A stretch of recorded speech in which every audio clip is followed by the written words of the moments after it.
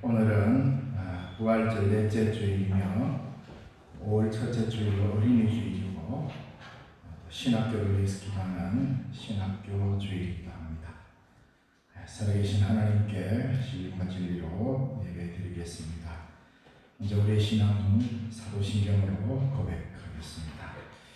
나는 전능하신 아버지 하나님 천지의 창조주를 믿습니다. 나는 그의 유일하신 아들 우리 주 예수 그리스도를 믿습니다.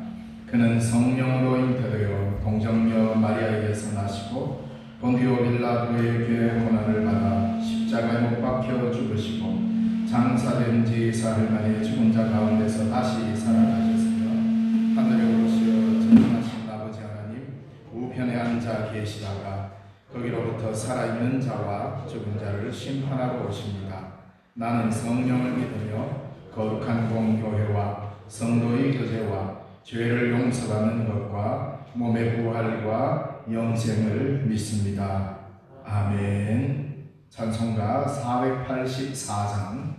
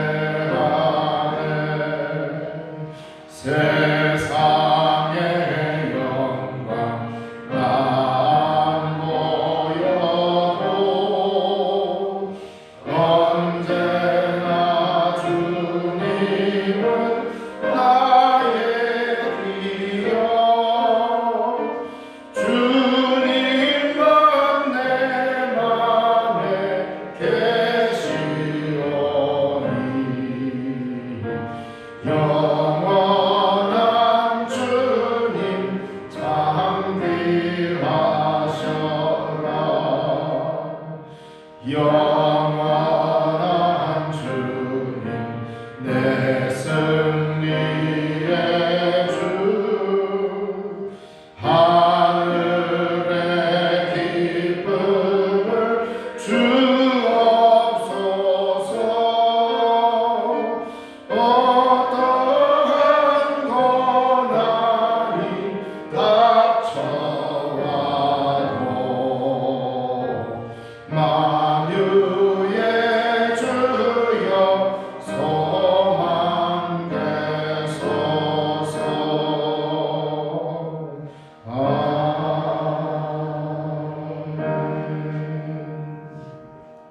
하비스 장로님 기도해 주시겠습니다.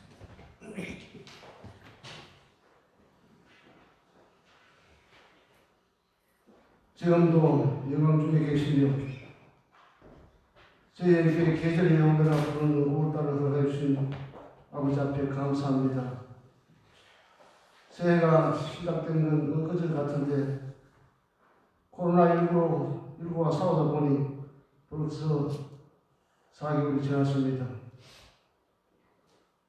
그동안 계절은 피부에서 봄으로 이제 다시 봄에서 여름으로 옮겨가고 하는 이때에 천지의 만발하는 푸름처럼 우리의 영혼도 더욱 푸르고 성숙해지기를 원합니다. 오늘도 우리 가운데 역사하실 성삼위 하나님을 찬양하며 경배하기 위해 이 자리에 지금 왔습니다. 아버지 앞에 고백수의 주님 백성들에게 큰 은혜를 다해 주시옵소서. 주님은 우리에게 어린아이들이 내게 오는 것을 용납하고 금하지 말라. 하나님의 나라가 연자의 것이라고 하셨습니다. 비록 철이없고 약하고 어리석지만 순수한 마음으로 하나님을 의지하며 나가기를 원합니다. 그러나 우리는 하나님을 의지 않을 때가 너무 많습니다. 우리 하나님의 채워주심보다 내 가진 소유에 의지하고 하나님의 깨우침보다 세상적인 지식에 의존하고 하나님께 기도하기보다는 지인들을 찾아가서 도움을 구하는 것이 우리들입니다. 하나님, 저희들에게 어린아이 같은 순수한 마음을 주시고 하나님만 의지하는 전적 의존의 믿음을 저에게 다하여 주시옵소서. 오늘은 특별히 어린이 주일입니다. 아무리 문명이 발달하고 경제가 발전한다 해도 여전히 어린아이들은 아프고 힘든 시간을 보낼 수밖에 없습니다. 이 땅의 모든 어린이들에게 하나님 아버지의 사랑과 은혜가 충만하게 채워주시옵소서. 진리의 말씀이 어린아이들의 심령 속에 온전히 심겨질 수 있도록 윤중보 아동부 주일학교를 섬기시는 우리 두 분 전도사님과 교사 선생님께 함께 하셔서 그의 하나님 말씀으로 무장하게 하시고 악한 시대 속에서 진리의 능력으로 강하게 붙들어 주시기를 원합니다. 성령 안에서 붙들바 되어 성령 안에서 강하게 하시고 세상의 어떤 풍토 속에서 보다 주님을 사랑하는 백성들이 되게 인도하여 주옵소서. 세상은 신앙보다 성공이 우선이라고 합니다. 세상에 가치하는 정직한 이름보다 거짓된 1등을 알아줍니다. 그러나 진리를 강하고 진리를 순결하게 마침내 승리할 것을 저희들 믿습니다. 한결같은 마음으로 어린아이들에게 온전히 우리 가르치 기도하며 그들 위하여 기도하는 우리들이 되게 인도하여 주옵소서. 하나님 아버지여, 이는 어린아이들이 지금은 어리지만 아버지여 10년 또 20년 뒤에 이들이 잘 자라서 아버지여 참으로 이 나라와 이 교회를 이끌고 나가는 큰 인물이 될 수 있도록 그들에게 복을 다하여 주시옵소서. 세상 속에서 소금과 빛의 열을 충분히 감당하도록 인도하여 주옵소서. 아버지 하나님, 오늘 또 말씀을 전하신 우리 목사님 강하게 붙들어 주시고 선포되는 말씀을 통해서 우리 모두 은혜 받는 귀한 시간 되게 인도하여 주옵소서. 우리의 예배를 기쁘게 받으시는 예수 그리스도를 받들어 기도합니다.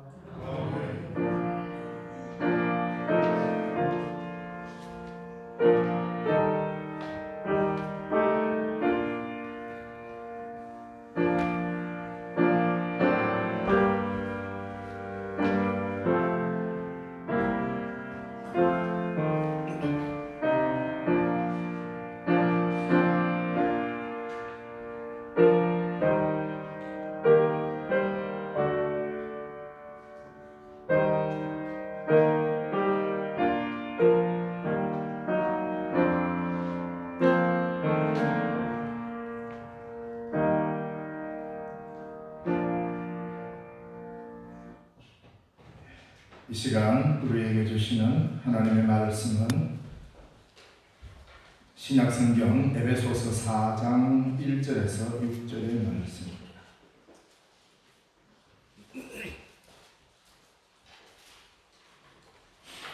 에베소서 4장 1절에서 6절의 말씀.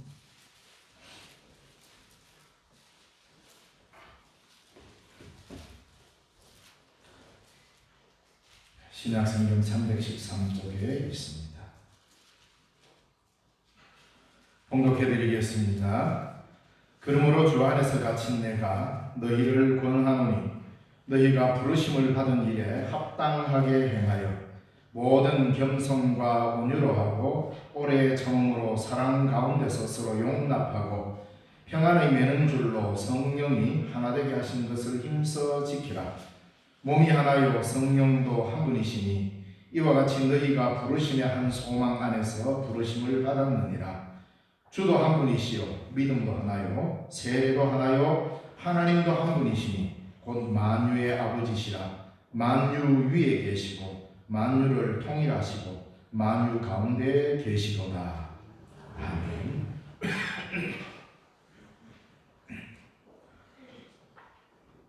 예, 불편해도 오래 하면 익숙해집니다.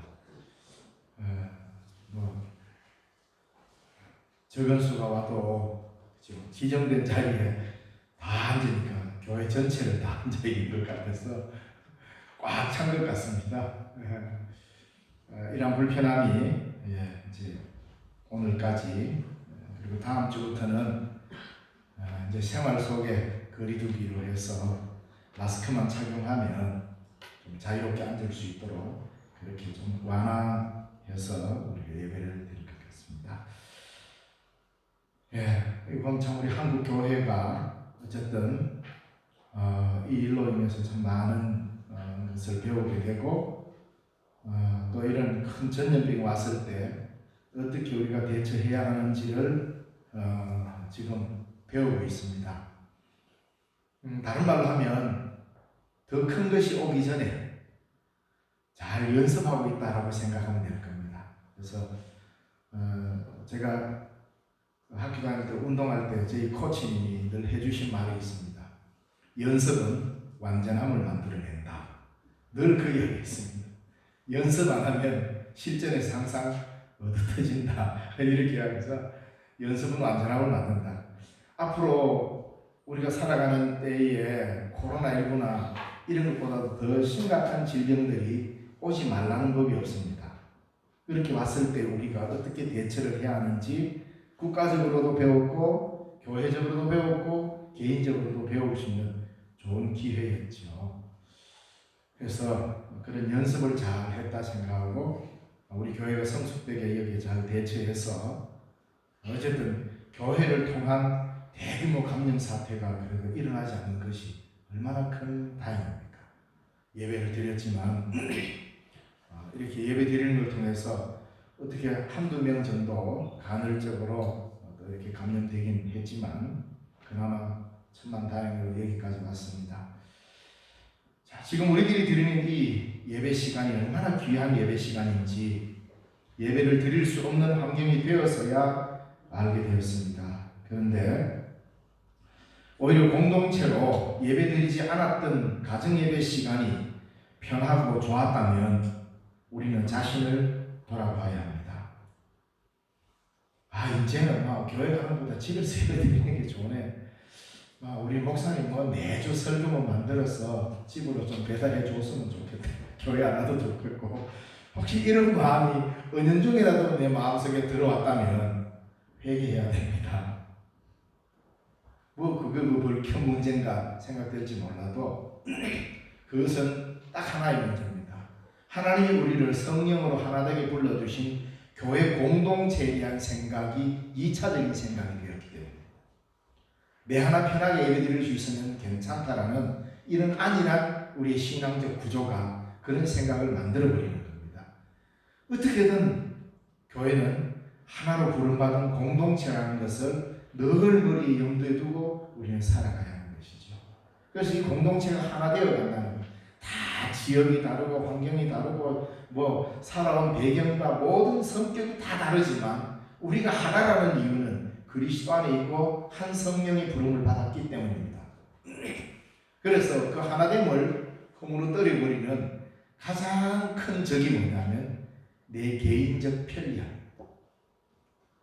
편안함에 빠져버리면 결국은 이 하나됨은 허물어지게 되어 있습니다. 시대가 변하고 환경이 변해도 예배의 가치는 매우 소중합니다.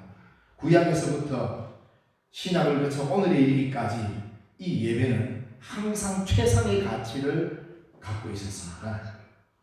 물론 이것은 예배에서 드리는 의식만 이야기하는 게 아닙니다. 오늘 우리가 말씀을 상고할 그 내용 포함된 모든 내용이 다 예배의 내용이기 때문입니다. 그리스도인으로서 우리들이 힘써 지켜야 할 것들, 즉 세상의 가치로서는 값을 매길 수 없는 아름다운 것을 우리는 가지고 있다 이 말입니다. 그것 때문에 사실 우리는 이곳에 모이는 거죠. 만약에 세상이 추구하는 교회 가니까 부자 되더라, 교회 가니까 출세하더라, 교회 가니까 뭐 되더라라는 이런 세상적 관점에서 봤을 때 좋아지는 것을 얻기 위해서 하나의 공동체를 유지한다면 굳이 여기 안 와도 되는 거죠. 왜? 그건 세상에서도 많이 이야기하고 있고 다른 종교에서도 많이 이야기하고 있습니다. 근데 우리가 여기 모여서 함께 예배드리고 하나의 예배를 드리는 이유는 뭐냐? 세상이 줄 수 없는 유일한 가치가 여기에만 있기 때문입니다. 교회에서만이 줄 수 있는 유일한 하나의 가치가 있기 때문에 그걸 붙잡는 거죠. 그래서 우리는 이렇게 모여서 예배를 하는 겁니다. 바로 그 예배를 드림에 있어서 절차를 이끌어 나가고자 의식이 필요한 거죠. 사람은 자신이 무엇을 지키는가에 따라서 그 사람을 규정합니다. 이 세상은 다 그렇죠. 내가 지키고자 하는 것이 뭔지, 내가 끝까지 나는 이걸 지켜야 되겠다 하고 그걸 붙잡을 때 바로 그 붙잡은 그것이 그 사람을 규정해 줍니다. 예를 들어서 나는 다른 다 필요 없다, 이 돈만 지키면 된다라고 하면서 그 돈만 붙잡으면 성경에서 말하는 어리석은 부자 되는 거죠. 자신의 권력을 지키기 위해서 권력만 붙잡는다면 그는 권력가일 뿐입니다. 빌라도처럼. 또한 자신의 가지고 있는 종교적 의, 내가 이 정도로 거룩한데, 내가 이 정도로 올바르게 살고 있는데라는 자기 의에 빠진 종교인, 그래서 그 자기 의를 지키려고 온 힘을 다 기울인다면 그는 결국 바리새인인 것입니다. 그래서 내가 무엇을 지키려고 하는가에 있어서 그 사람을 규정해 준다는 거죠. 바로 우리는 뭡니까? 생명을 지켜나가야 하는 것이고, 우리에게 가르쳐 주신 주님의 고귀한 가치들, 사랑과 소망과 이런 교회에서 말해주는 주님의 입으로 통하여 우리에게 전거되었던 이 가치들을 지킬 때 우리는 비로소 그리스도인이다라고 말을 듣게 되는 거죠. 그래서 우리는 무엇을 지키고 있습니까? 오늘 이 본문에 에베소서 4장 1절에서 6절의 말씀을 통하여서 우리는 나는 지금까지 무엇을 지키려고 애썼는가? 그리고 앞으로 무엇을 지켜갈 것인가? 이것이 바로 우리의 삶을 규정하고 나 자신을 규정해 주는 것이죠. 먼저 알아야 될 것은 오늘 4장 1절에 보니까 그러므로 주 안에서 갇힌 내가 너희를 권하노니 너희가 부르심을 받은 일에 합당하게 행하라. 부르심을 받은 일에 합당하게. 불렀을 때 뭔가 이유가 있을 거 아닙니까? 하나님 우리를 불렀을 때 하나님 저 왜 불렀습니까? 니 왜 왔어? 이거 아니잖아요. 하나님이 우리를 불렀을 때는 부르심에 합당한 이유가 있다는 겁니다. 그리고 먼저 알아야 될 것은 오늘 우리가 여기에 모여서 예배드리는 우리의 이 공동체는 자발적 공동체가 아닙니다. 나는 절에 갈까, 교회 갈까, 아니면 뭐 다른 종교 믿을까 이러다가 그래도 교회가 그래도 낫겠지 이래가지고 내가 예수 믿었다. 그래서 나는 많은 종교 중에 기독교를 선택해서 믿었다. 이래 생각하시는 분은 그게 믿음이 뭔지 기독교가 뭔지를 모르기 때문입니다. 자, 그렇게 해가지고 왔다 하더라도 궁극적으로는 우리는 자발적 모임이 아니라 하나님의 성령에 의해서 부름을 받은 공동체입니다. 그러니까 우리 모두는 나오게 된 배경은 다 다를지라도 하나님의 백성이 되었다는 것은 하나님의 부름에 응답하고 온 사람입니다. 여기에 모인 이유가 다 다르겠지만 우리 모두는 하나님의 부름을 받은 것입니다.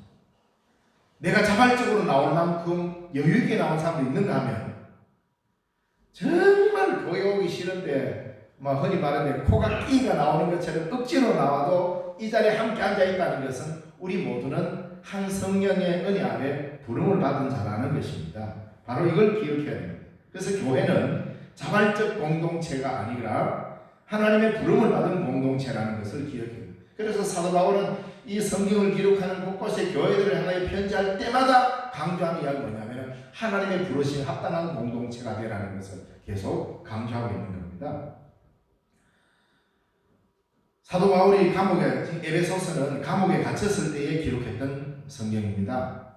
그래서 1절의 말씀처럼 감옥에 갇혀 있으나 감옥 밖에 있는 에베소 교인처럼 자유인으로 있으나 우리가 그리스도 예수 안에 있다는 것은 하나님의 부름에 의해서 모여있는 공동체, 즉 교회라는 것입니다. 코로나19가 창궐해도 하나님의 부르신 교회는 언제나 공동체로 그 면모를 유지해 가야 하는 것입니다. 우리가 부르심을 받은 이유가 뭡니까? 우리가 부르심을 받아 하나님이 왜 우리를 불렀습니까? 부르신 이유가 있습니다. 그 부르신 이유를 에베소서 1장에서부터 3장까지 에베소서 1장에서 3장까지 길게 하나님이 우리를 어떻게 불렀으며 왜 불렀는지에 대해서 길게 설명을 하고 있습니다. 그러다가 4장 1절에 와서 바로 그러므로 주 안에서 갇힌 내가 너희를 권하노니 너희가 부르심 합당한 일을 행하라 라고 사실은 결론적으로 4장 1절이 말해주는 겁니다. 그러면 그 부른 이유가 뭡니까? 그 내용을 1장에서 3장까지 전체를 요약하면 이렇게 알을 수 있습니다. 우리는 본질상 진노의 자식입니다. 우리 스스로 구원 얻을 수 없습니다.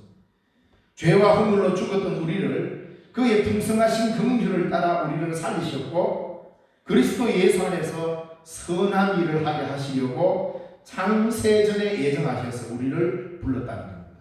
이게 하나님이 우리를 부르신 이유입니다. 이것이 1장에서부터 3장까지의 내용을 요약합니다. 그 부름의 완성을 위해서, 즉 우리가 예수 그리스도 안에서 행할 수 있는 선한 일을 위해서 힘써 지켜야 할 것들이 있다라고 말합니다. 그게 오늘 본문의 1절에서 6절에 나오는 힘써 지킬 것들을 열거하고 있습니다.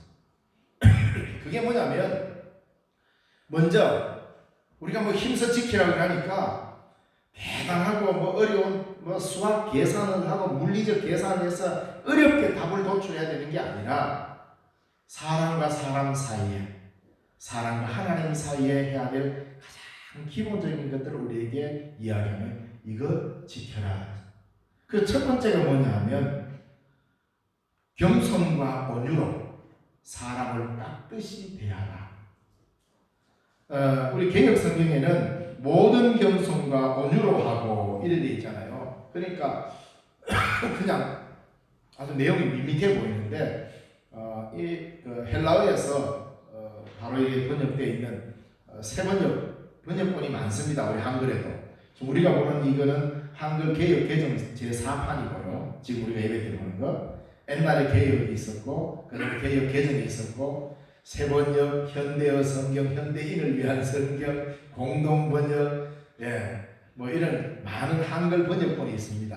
여러분들 집에도 이 성경 말고 공동번역이 참 좋은 것 같습니다. 공동번역이나 다른 번역본을 한 권 정도 더 갖고 있으면 성경을 이해하는데 굉장히 좋을 수 있습니다. 다른 번역에 보면 바로 이렇게 되어 있다는 거죠. 모든 사람에게 겸손과 온유로 깍듯이 대하십시오. 이렇게 보여줍니다. 참 말 설명을 잘해야죠. 그러니까 우리가 사람과 사람 사이에 대할 때에 깍듯하게 대한다는 것은 뭐 절도 있다 이런 의미인데 거기에 겸손과 온유가 없으면 깍듯이 대하는 게 군대가 됩니다. 겸손과 온유로 깍듯이 대해야지 그냥 막 뭔가 군기가 잡혀가지고 뭐 이렇게 깍듯이 하면 이상하잖아요. 온유한 마음으로 그리고 겸손, 즉 그 사람을 나보다 낮게 여기는 이 마음으로 깍듯이 대하라는 말은 사람을 대할 때 대할 수 있는 최고의 존중의 태도를 말합니다. 이걸 우리가 지켜라는 겁니다. 하나님이 그것 때문에 불렀대요, 우리를. 이거는 다른 데서도 이야기하잖아요. 그거는 인간적 성숙도를 이야기해 주는 것이지 하나님이 그것 때문에 우리를 불렀다 이렇게 말하지 않습니다. 근데 교회는 사람을 깍듯하게 대해라. 왜? 너만이 하나님의 형상으로 지음받은 자가 아니라 그도 하나님의 형상으로 지음받은 자이기 때문에 우리는 사람을 대할 때 모든 겸손과 온유로 대해야 된다 이 말입니다. 존중의 태도를 가지라는 것인데 여기서는 1차적으로 이 말입니다. 에베소 교회 안에서 교인들끼리 이 말입니다.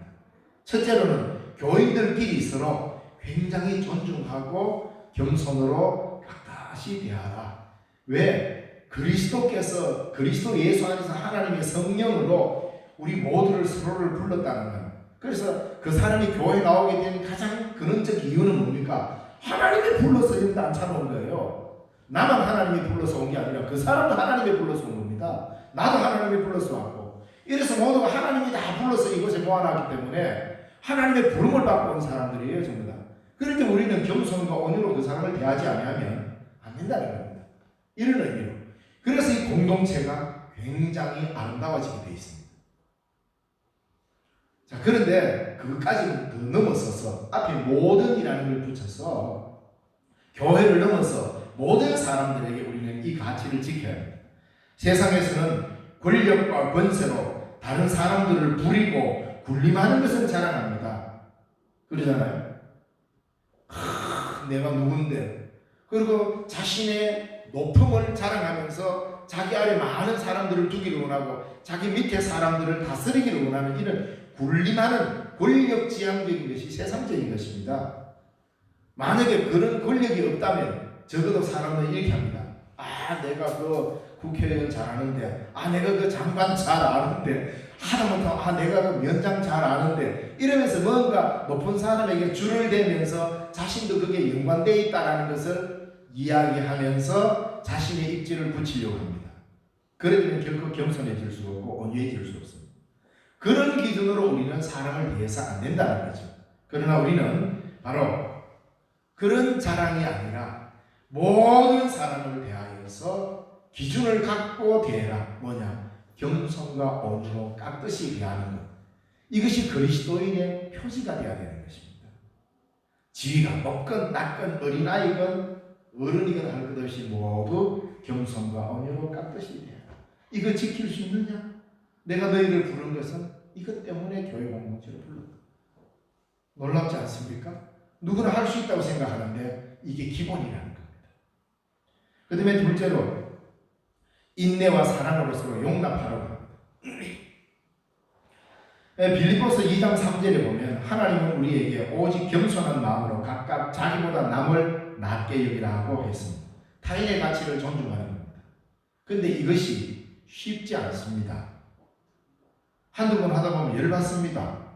내가 이걸 좀 잘해주면 내가 좀 겸손하고 온유하게 해줬더니 나를 그냥 그저 먹으려고 하네, 아니면 내 위에 그냥 올라타려고 하네, 이런 마음이 생길 수 있습니다. 그러면 거기서 가장 먼저 허물어지는 게 인내가 허물어져 버립니다. 근데 이런 일에 인내하고 사랑으로 서로 용납해 주라고.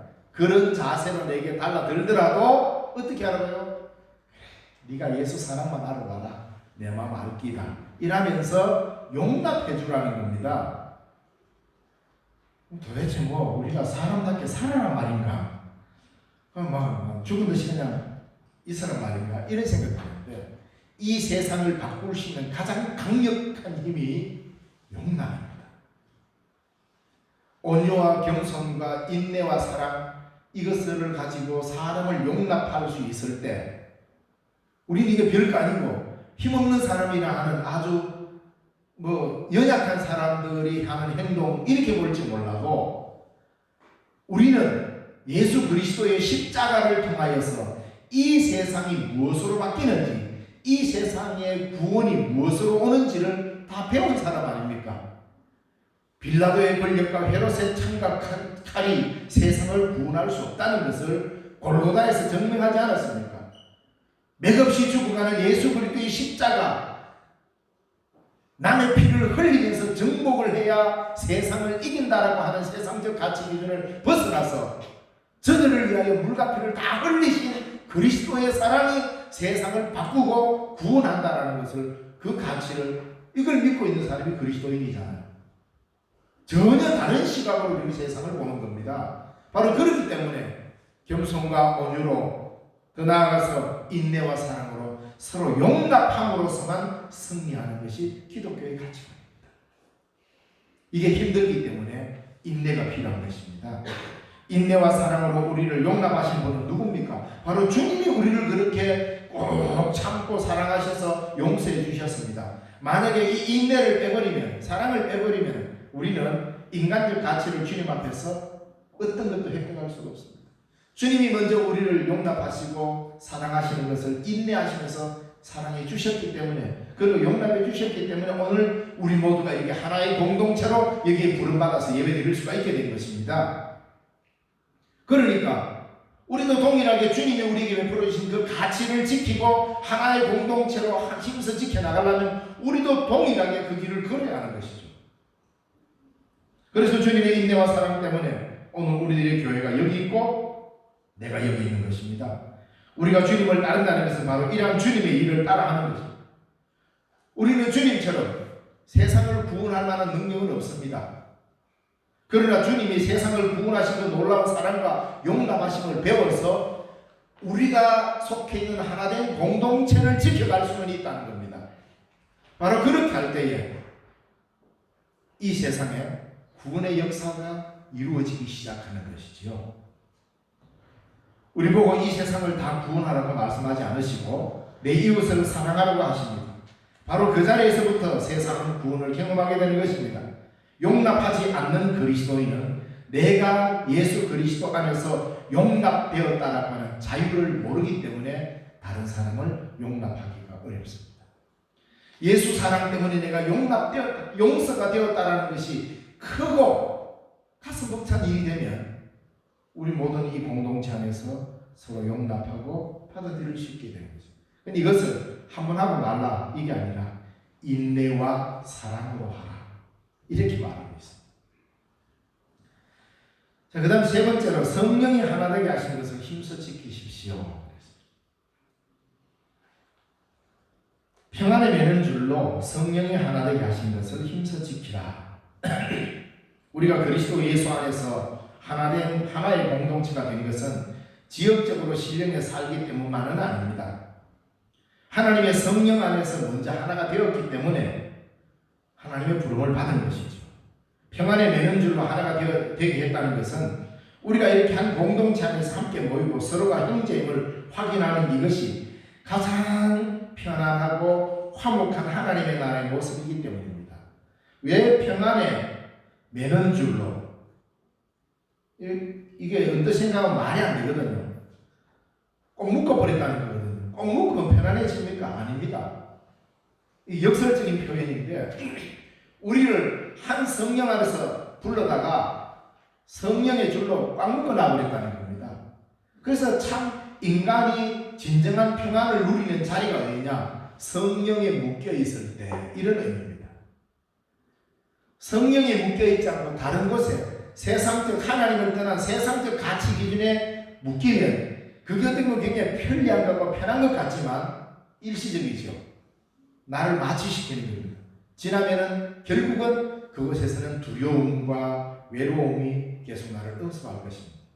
성령의 평안에 매는 줄로 우리가 함께 묶여 있을 때 이 공동체 안에서 그래서 여러분 평안에 매는 줄로 성령이 하나 되게 하신 것을 힘써 지키라는 것은 바로 우리가 이 교회에서 하나로 함께 모여 예배 드리는 이 공동체 여기에 왔을 때에 여러분이 가장 편안한 마음이 생겨야 되는 거 아닙니까?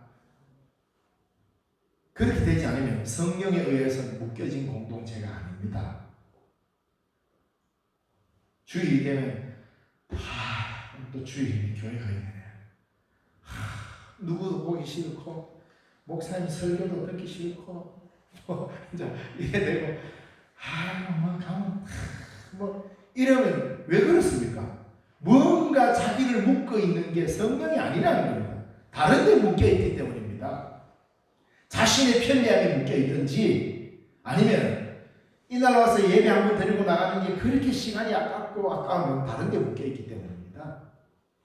그래서 여기 와서 예배 드리고 서로 얼굴을 대하면서 우리가 한 공동체 안에 있구나 라는 것을 알 때에 이곳에서는 평안함, 이게 성령이 우리를 묶어주는 평안함이잖아요. 이걸 지키라는 거예요. 그러려면 나 또한 이 공동체 안에서 온유와 겸손과 인내와 사랑으로 서로 용납하면서 이걸 계속 유지해 가야 하는 것입니다.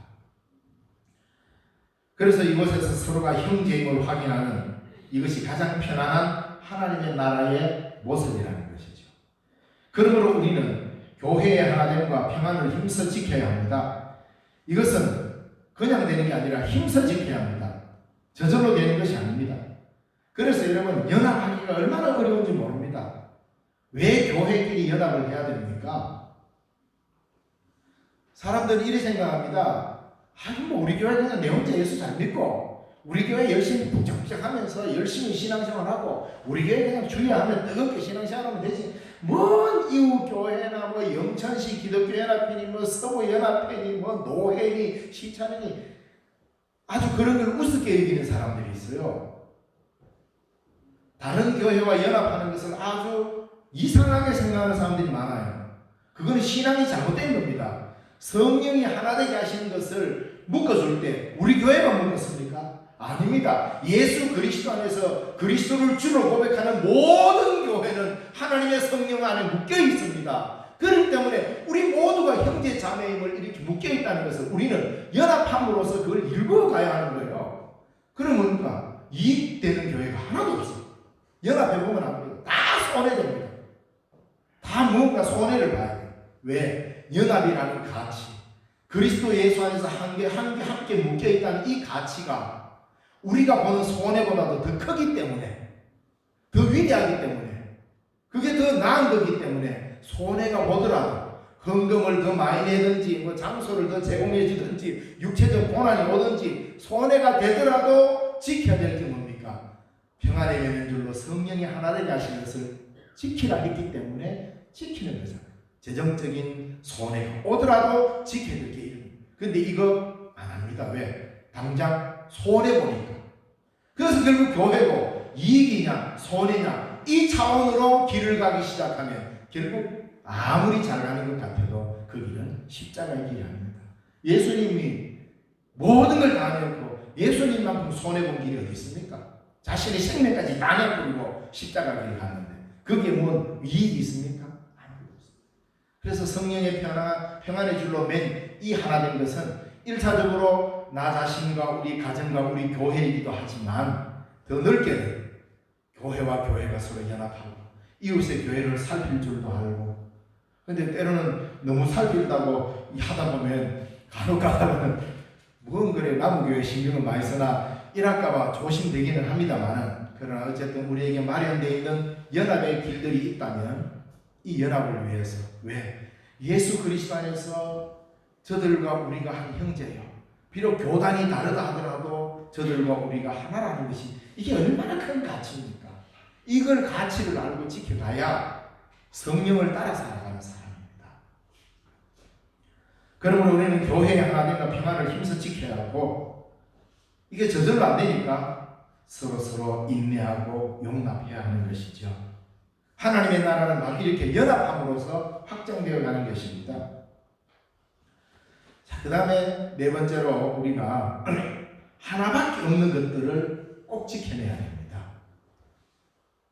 오늘 본문에 보면은 아주 묘하게 7가지가 나오는데요. 첫째로 몸 그랬습니다. 이 몸은 그냥 단순히 우리 몸을 말하는 게 아닙니다. 앞에 거기에 생략되어 있습니다. 그리스도의 몸은 하나요, 이 말입니다. 그리스도의 몸, 성령, 소망, 주님, 믿음, 세례, 하나님, 딱 7가지가 에베소서에서 제공해주는 하나밖에 없는 것이라는 건데, 이 하나뿐인 것, 이걸 지켜라 이랬거든요.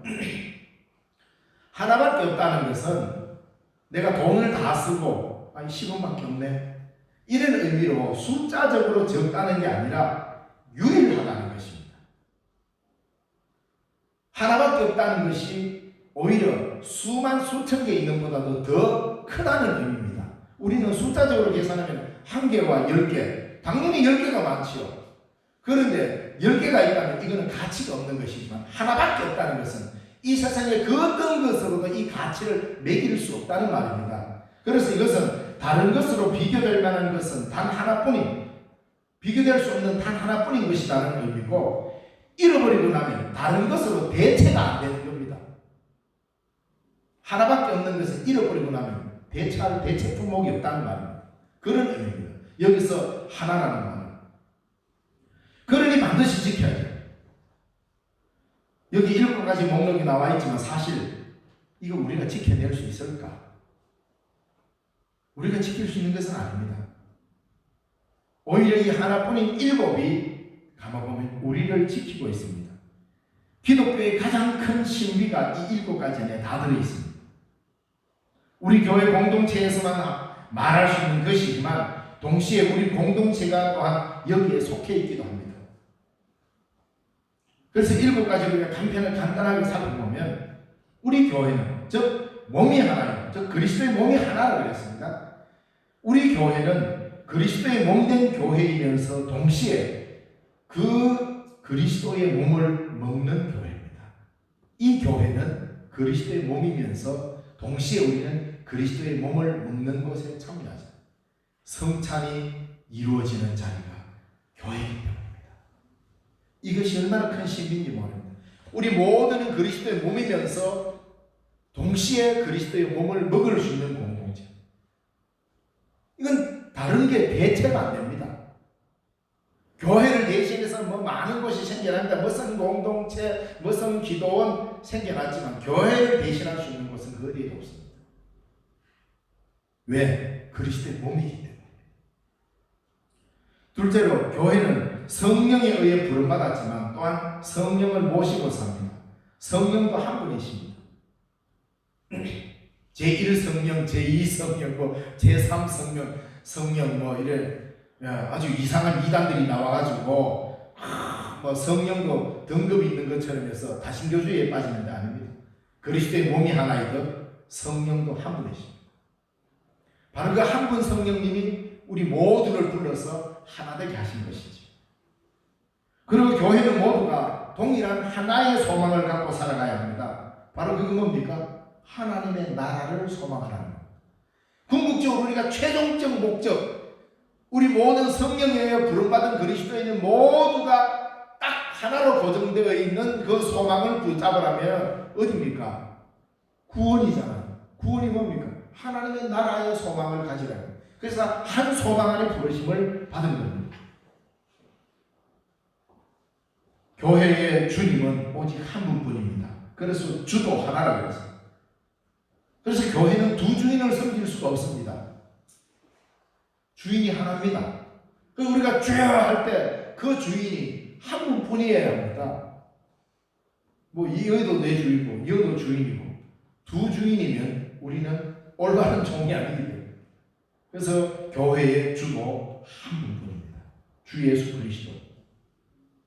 그러니까 우리가 두 주인을 섬기면 안 된다는 거예요. 믿음도 하나라고 했습니다. 왜? 한 성령에 의하여, 한 주님에 의하여, 한 그리스도의 몸에 의하여 우리에게 주어진 선물이 이 믿음이기 때문에. 그래서 에베소서 2장 8절에 너희는 그 은혜로 인하여 믿음으로 말미암아 구원을 받았으니 그 은혜로 말미암아. 이게 어디서 나왔습니까? 그리스도의 몸에서 한 성령으로 말미암아 한 주님으로 우리에게 주어진 것이 믿음입니다. 이건 대체할 품목이 없습니다. 그 믿음으로 구원을 완성해가고 그 믿음으로 교회가 세워졌고, 그래서 우리는 이 믿음 때문에 의로운 공동체라고 인정받는 것입니다. 그 다음에 세례도 하나요 그랬습니다. 세례. 우리는 세례나 성찬에 대해서 굉장히 좀 생각하는 게 굉장히 약화되어 있습니다. 초대교회 때는 이거 굉장히 강력했습니다. 세례받지 못하고 죽으면 구원을 못 받는다고 생각했습니다.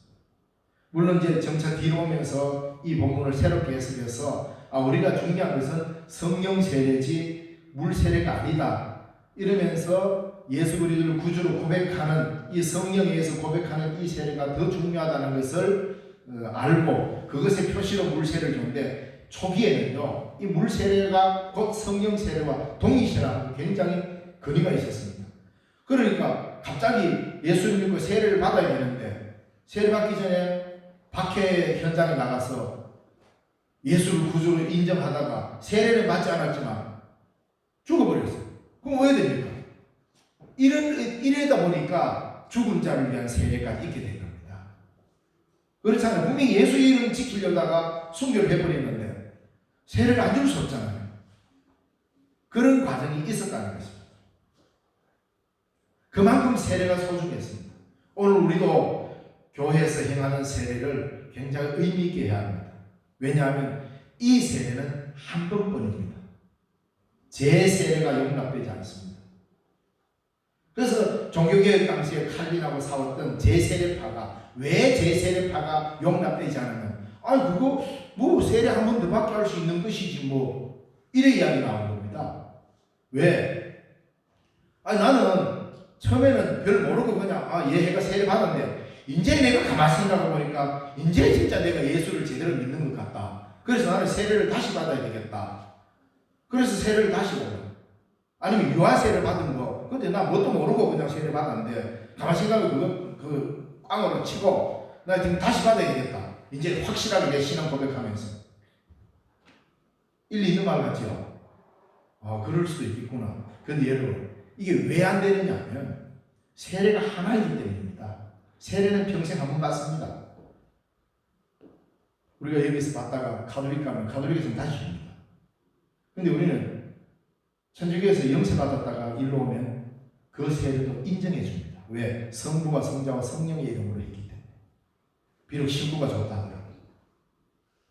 왜 이게 성경적이냐면 세례를 받고 죄 용서함의 근거를 자기 확신에 두는 게 아니라 성경의 가르침에 근거를 두기 때문입니다.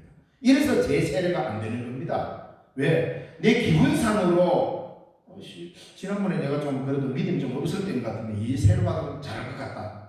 이게 뭡니까? 세례 자체의 소중함에 근거를 둔 게 아니라 그리스도의 보혈에 근거를 둔 게 아니라 자기가 갖고 있는 기분과 자신의 확신, 자기의 어떤 마음가짐에 세례의 근거를 두게 되면 재세례가 허용됩니다. 그러면 재세례가 허용되면 3세례, 4세례, 5세례, 6세례 없겠습니까?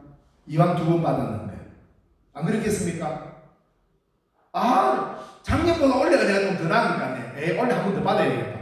이러면 평생 세례를 여러 번 받을 수 있는 이상한 형태가 되는 거기 때문에 절대로 재세례가 아니라 성경에서 규정을 하고 있어요. 세례는 한 번이다. 왜? 오직 예수 그리스도의 보혈에 근거한 것이고 말씀의 약속에 근거한 것이지 너의 기분에 따라 인간적 상황에 따라 세례의 가치가 달라지는 게 아니라는 것을 천명했기 때문에 이 하나. 그래서 세례를 대체할 수 있는 또 다른 세례는 없습니다.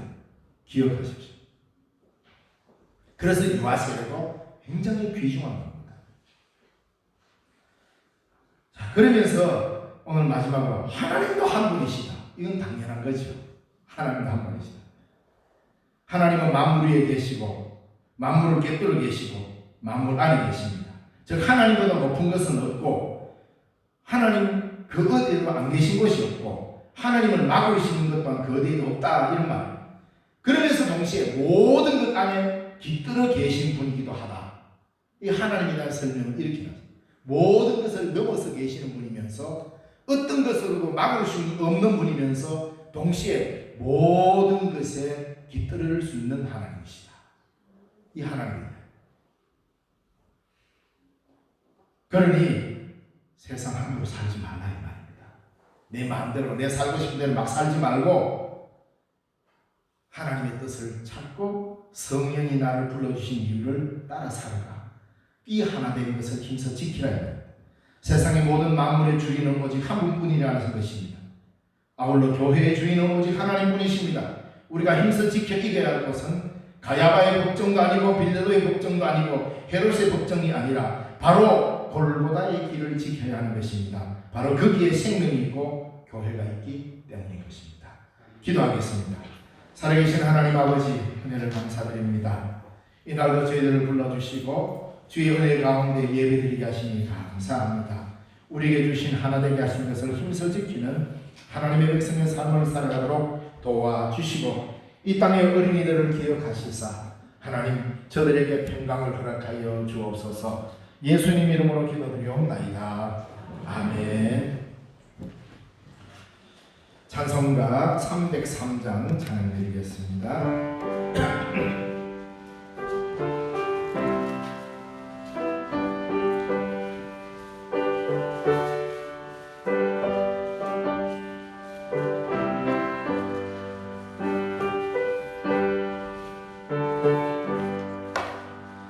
날 위하여 십자가에 중한 고통 받으사 대신 죽은 주 예수의 사랑하신 은혜여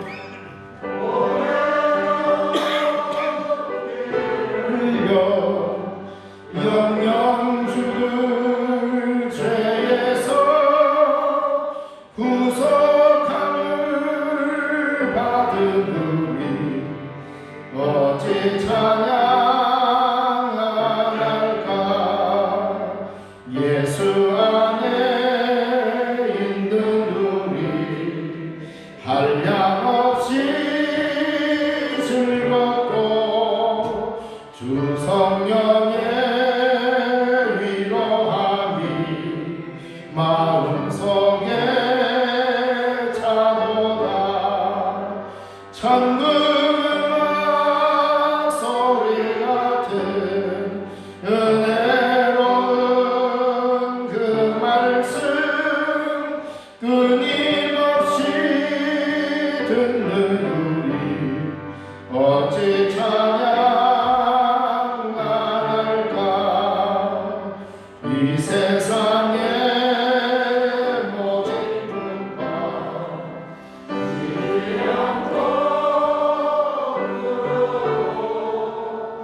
주님 안에 모아는 하나다 늘 깨어서 기도하고 저 천국을 바라며 주님만을 기다리니 어찌 찬양할까.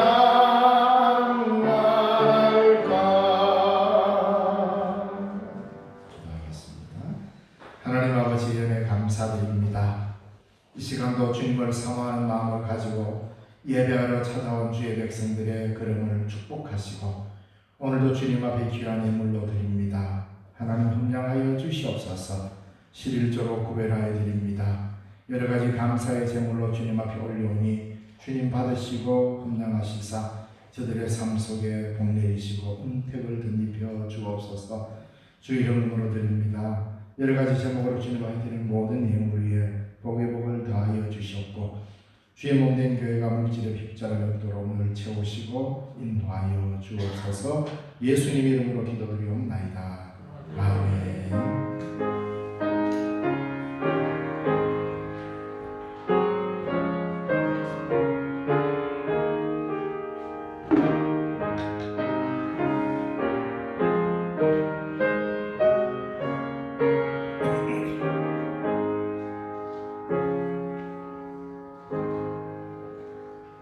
교회 소식 알려드립니다. 오늘은 교회력으로 부활절 넷째 주일이고 총회에서는 어린이 주일이며 신학교 주일입니다. 오늘까지 낮 11시 예배를 이렇게 약식으로 드리고 그 외에는 교회 출입을 제한합니다. 그리고 다음 주일부터는 생활속 거리두기로 마스크 착용 후 낮 예배는 자유롭게 앉아서 예배를 드릴 수 있습니다. 또한 5월 31일까지 교회 식당은 하지 않습니다. 그래서 오후 예배는 쉬도록 합니다. 물론 우리 국가 방역 지침에 따라서 조금 변경될 수도 있습니다. 또 오후 예배를 드릴 수도 있고 못 드릴 수 있고 그때 가서 다시 공지를 하겠습니다. 다음 주일 지난 이후 11월 월요일부터는 새벽 예배 그리고 수요 예배를 정상적으로 드릴 수 있습니다. 그러니까 오후 예배만 없고 주일 낮 예배, 새벽 예배, 수요 예배 다 드리도록 하겠습니다. 경동로의 제152회 정기노회가 5월 7일 목요일 오전 10시 경주중앙교회에서 있습니다. 점심 식사 대신에 떡과 음료가 준비되었습니다. 예배 후 나가실 때 받아가시기 바랍니다. 우리 준비해 주신 손길에 감사를 드립니다. 다음 주부터 정상적인 주부가 발행되겠습니다. 요거 앉은 자리에서 우리 어떤 분이 오셨나 하고 서로 돌아보면서 서로 인사 나눴으면 좋겠습니다. 악수는 안 하더라도 오신 분들 서로 인사하시고, 예, 반갑습니다. 예. 마스크를 다 끼고 있으니까 뭐 더 예뻐 보이는 분이 있습니까? 예, 코로나19 때문에 뭐 우리 여자분들은 화장품 값이 많이 적게 들었다, 뭐 이렇게 말을 하는 분이 있습니다. 예, 마스크를 끼니까 화장을 안 해도 되고 좋더라고요. 예, 어쨌든 빨리 끝나고 모든 게 정상으로 돌아왔으면 좋겠습니다. 예, 기도하겠습니다. 지금은 우리 주 예수 그리스도의 그 크신 은혜와 하나님 아버지의 지극하신 사랑과 성령님의 위로 교통 충만케 하시는 은혜가 오늘도 주의 말씀을 받고 힘써 하나됨을 지켜가고 우리에게 지키라고 약속한 주의 말씀들을 지키기로 다짐하는 주의 사랑하는 백성들 머리머리 위에 이제로부터 영원까지 항상 함께 계시옵기를 간절히 축원하옵나이다. 아멘.